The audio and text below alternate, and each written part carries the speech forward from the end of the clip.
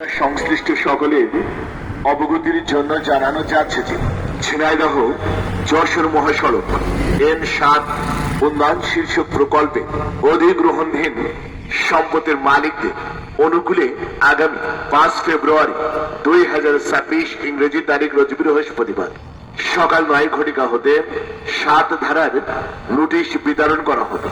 সে মোতাবেক হবিবপুর ইউনিয়নে ভূমি অফিস হতে মুরাদগড়, রহমতপুর, শামসপুর, মথুরাপুর, মানিকদিহি, বড় হবিবপুর, ছোট হবিবপুর মৌজার নোটিশ এবং চুলামনকাঠি ইউনিয়ন ভূমি অফিস হতে চুলামনকাঠি, সাতিয়ান্তর, খিতিরদিয়া এবং শান্তলা মৌজার নোটিশ বিতরণ করা হবে।